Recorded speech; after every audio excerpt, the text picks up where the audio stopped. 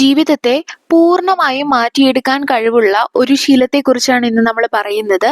അപ്പോൾ നമ്മളെ tarot reading വീഡിയോയിൽ ഞാൻ ജേർണലിങ്ങിനെ കുറിച്ചിട്ട് പറയുകയുണ്ടായി. അതായത് നമ്മുടെ നെഗറ്റീവായിട്ടുള്ള ചിന്തകളെയൊക്കെ മാറ്റാൻ വേണ്ടിയിട്ട്, അതിനെയൊക്കെ ഒന്ന് ഹീൽ ചെയ്യാൻ വേണ്ടിയിട്ട് നിങ്ങളോട് ജേർണലിംഗ് തുടങ്ങണമെന്ന് പറഞ്ഞു. അപ്പോഴെന്താണ് ജേർണലിംഗ്?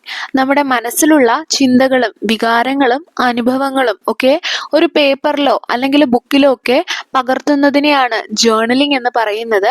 അപ്പോൾ ഒരു 7 ദിവസം തുടർച്ചയായിട്ട് ജേർണലിംഗ് ചെയ്യുകയാണെങ്കിൽ വളരെ പ്രകടമായിട്ടുള്ള ഒരു മാറ്റം നിങ്ങളുടെ ഹീലിംഗിലും അതുപോലെ പേഴ്സണൽ ഗ്രോത്തിലും ഒക്കെ കാണാനായിട്ട് സാധിക്കും. നല്ല ഒരു മെന്റൽ ഹെൽത്ത് ടൂളാണ് ജേർണലിംഗ് എന്ന് പറയുന്നത്.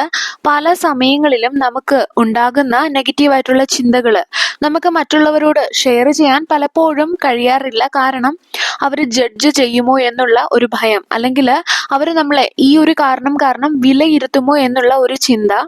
അതുപോലെ തന്നെ ഇനി നമുക്ക് ആരോടെങ്കിലും പറയണമെന്ന് തോന്നിയാലും പലപ്പോഴും ഇന്നത്തെ സാഹചര്യത്തിൽ അത് കേൾക്കാനോ അല്ലെങ്കിൽ നമ്മളെ മനസ്സിലാക്കാനോ ആരും കിട്ടാറില്ല എന്നുള്ളതും ഒരു കാര്യമാണ്. അതുപോലെ നമ്മുടെ ഉപബോധ മനസ്സിലും കോൺഷ്യസ് മൈൻഡിലും ഒക്കെ നമ്മൾ പോലും അറിയാതെ ഒരുപാട് ഓർമ്മകളും ചിന്തകളും ഒക്കെ ഇങ്ങനെ മറഞ്ഞു കിടപ്പുണ്ട്. ഇതെല്ലാം നമ്മുടെ പേഴ്സണാലിറ്റിയും അല്ലെങ്കിൽ നമ്മുടെ ഇപ്പോഴത്തെ ജീവിതത്തെയും സാരമായിട്ട് ബാധിക്കുന്നുണ്ടാകും. അതായത് നമ്മൾ ചെറുതായിരിക്കുമ്പോഴോ അല്ലെങ്കിൽ ഏതെങ്കിലും ഒരു സമയത്ത് ആരെങ്കിലുമൊക്കെ നമ്മളെ ഇൻസൾട്ട് ചെയ്തു, നിനക്കതിന് കഴിവില്ല, ഇങ്ങനെയൊക്കെ പറഞ്ഞു. അത് നമുക്ക് ആ ഒരു ഇൻസിഡന്റ് ചിലപ്പോഴിപ്പോൾ നമുക്ക് ഓർമ്മ ഉണ്ടാവില്ല. പക്ഷെ ഇപ്പോൾ നമ്മുടെ കോൺഫിഡൻസ് അങ്ങനെയുള്ള കാര്യങ്ങളിലൊക്കെ ഇത് സാരമായിട്ട് ബാധിക്കുന്നുണ്ടാകും. നമുക്ക് കോൺഫിഡൻസ് ഉണ്ടാകില്ല, അങ്ങനെയൊക്കെ.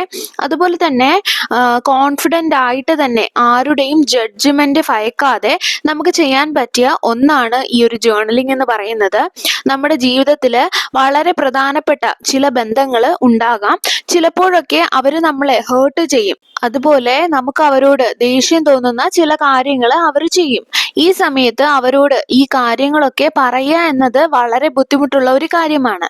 വളരെ അടുത്ത ബന്ധമായതുകൊണ്ട് തന്നെ ഇത് പറയുമ്പോൾ വീണ്ടും എന്തെങ്കിലുമൊക്കെ പ്രശ്നം ഉണ്ടായി ആ ഒരു കാര്യം വഷളാവും.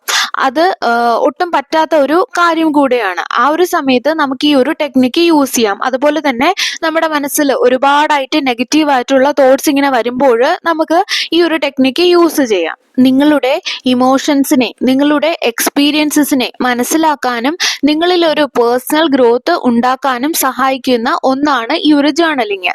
നിങ്ങളുടെ മനസ്സിൽ ഒരുപാട് ചിന്തകൾ ഉണ്ടാകുമ്പോൾ നിങ്ങൾക്ക് എന്ത് ചെയ്യാം? ഇതിനായിട്ട് നമുക്ക് സ്ട്രീം ഓഫ് കോൺഷ്യസ് ജേർണലിംഗ് എന്ന് പറയുന്ന ഒരു ടെക്നിക്ക് യൂസ് ചെയ്യാം.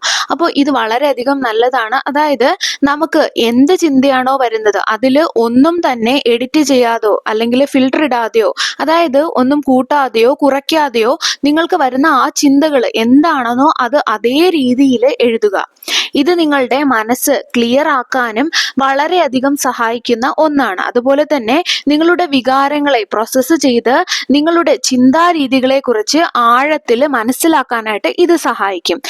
എവിടെയാണ് എനിക്ക് കൂടുതൽ പ്രശ്നം, ശരിക്കുള്ള പ്രശ്നം എന്താണ് എന്നുള്ള കാര്യങ്ങളെല്ലാം മനസ്സിലാക്കാൻ സാധിക്കും.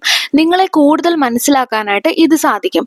തുടർച്ചയായിട്ട് 4 ദിവസം 20 മിനിറ്റ് വെച്ച് എല്ലാ ദിവസവും ഇതുപോലെ നിങ്ങളുടെ ഇമോഷണൽ എക്സ്പീരിയൻസ് എന്തൊക്കെയാണോ അതൊക്കെ എഴുതുക. ഇങ്ങനെ എഴുതിയ വ്യക്തികൾക്ക് അവരിൽ രോഗപ്രതിരോധ ശേഷി വർദ്ധിച്ചതായും അതുപോലെ സ്ട്രെസ്, ആങ്സൈറ്റി കുറഞ്ഞതായിട്ടും പഠനങ്ങളിൽ തെളിഞ്ഞിട്ടുണ്ട്. നിങ്ങൾക്ക് ഇത് ചെയ്യാനായിട്ട് നിങ്ങൾക്ക് ഏറ്റവും ഇഷ്ടപ്പെട്ട ഒരു സ്ഥലം നിങ്ങൾ തിരഞ്ഞെടുക്കുക. അതിനുശേഷം നിങ്ങൾ ഒരു 20 മിനിറ്റിന്റെ ടൈമർ സെറ്റ് ചെയ്യുക. അതിനുശേഷം ഒരു ബുക്കിൽ നിങ്ങളുടെ മനസ്സിൽ വരുന്ന എല്ലാ ഇമോഷൻസും ഒന്നും കൂട്ടാതെയും കുറയ്ക്കാതെയും വരുന്ന രീതിയിൽ അതുപോലെ നിങ്ങൾ എഴുതുക. ഇനി രണ്ടാമത്തെ ജേർണലിംഗ് ടെക്നിക്ക് എന്ന് പറയുന്നത് ഗ്രാറ്റിറ്റ്യൂഡ് ജേർണലിംഗ് ആണ്. അതായത് നിങ്ങൾക്ക് ലഭിച്ച ചെറിയ കാര്യങ്ങൾക്ക് പോലും നിങ്ങൾ നന്ദി പറയുക. അല്ലെങ്കിൽ നിങ്ങൾ എത്ര നന്ദിയുള്ളവരാണ് നിങ്ങൾ ചിന്തിച്ചിട്ടുണ്ടോ? ഗ്രാറ്റിറ്റ്യൂഡ് എക്സ്പ്രസ് ചെയ്യുന്നത് അല്ലെങ്കിൽ നന്ദി പറയുന്നത് നിങ്ങളുടെ ശാരീരികവും മാനസികവുമായിട്ടുള്ള ആരോഗ്യത്തെ വളരെയധികം സ്വാധീനിക്കും. റിസർച്ച് പറയുന്നത് ഇത് നിങ്ങളുടെ രോഗപ്രതിരോധ ശേഷി വർദ്ധിപ്പിക്കുകയും നിങ്ങളുടെ ബ്ലഡ് പ്രഷർ കുറയ്ക്കുകയും നിങ്ങളുടെ ഉറക്കം മെച്ചപ്പെടുത്തുകയും ഡിപ്രഷനും ആങ്സൈറ്റിയും ഉള്ള വ്യക്തികളിൽ അതിന്റെ ലക്ഷണങ്ങളൊക്കെ കുറയ്ക്കുകയും ചെയ്യുമെന്നാണ്.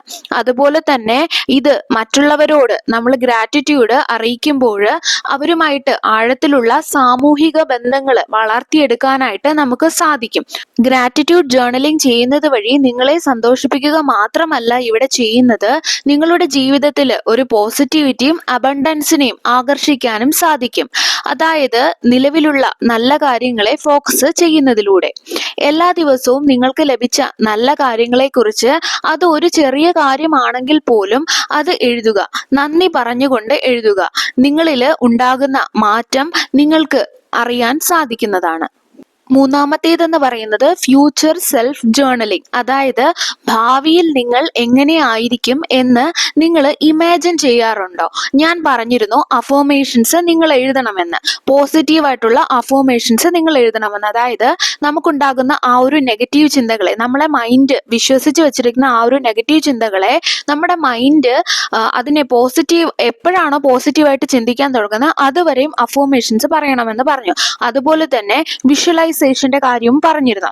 അതായത് നമ്മളിങ്ങനെ ഫ്യൂച്ചറിനെ കുറിച്ച്, നമ്മുടെ ഭാവിയെ കുറിച്ച് ജേർണലിംഗ് ചെയ്യുന്ന സമയത്ത്, എഴുതുന്ന സമയത്ത് നമ്മൾ എങ്ങനെ ആയിരിക്കണം, അല്ലെങ്കിൽ നമ്മൾ ഇങ്ങനെ ഒരു സിറ്റുവേഷൻ വന്നാൽ ഭാവിയിൽ എങ്ങനെയായിരിക്കും, ഇങ്ങനെയൊക്കെ നമ്മൾ എഴുതുന്ന സമയത്ത് നമ്മൾ കണ്ടിന്യൂസ് ആയിട്ട് നമ്മൾ ദിവസവും എഴുതുന്ന സമയത്ത് നമ്മുടെ മൈൻഡ് അത് റിപ്പീറ്റായി മൈൻഡ് അത് മനസ്സിലാക്കാൻ തുടങ്ങും.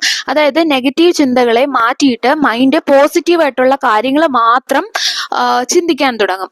ആ ഒരു സമയത്ത് നമുക്ക് വേഗം നമ്മുടെ ലക്ഷ്യത്തിലേക്ക് എത്തിച്ചേരാൻ സാധിക്കും. അതായത് നിങ്ങൾ ഏത് ജീവിതമാണോ മാനിഫെസ്റ്റ് ചെയ്യുന്നത്, ഏത് ജീവിതമാണോ നിങ്ങൾ ജീവിക്കാൻ ആഗ്രഹിക്കുന്നത്, നിങ്ങൾ സ്വപ്നം കാണുന്ന ആ ഒരു ജീവിതം, അതിനെക്കുറിച്ച് നിങ്ങൾ എഴുതുക. നിങ്ങളുടെ ആഗ്രഹങ്ങൾ എഴുതുക. നിങ്ങൾക്ക് ഒരു വർഷം കഴിയുമ്പോൾ എവിടെ നിൽക്കണം, 2 വർഷം കഴിയുമ്പോൾ നിങ്ങൾ എങ്ങനെയായിരിക്കണം, അത് നിങ്ങളുടെ അപ്പിയറൻസിലായാലും, നിങ്ങൾക്കിപ്പോൾ വെയിറ്റ് ലോസ് ചെയ്യണം അങ്ങനെയാണെങ്കിലും, അല്ല നിങ്ങൾക്ക് ഒരു നല്ലൊരു ഗോള്, അതായത് ഒരു ജോബിൽ കയറണം, അങ്ങനെയൊക്കെ ആണെങ്കിൽ ഞാൻ ഇങ്ങനെയാണ്, ഞാൻ ഇങ്ങനെ ആകും എന്നുള്ള രീതിയിൽ നിങ്ങൾ ജേർണലിംഗ് ചെയ്യുക.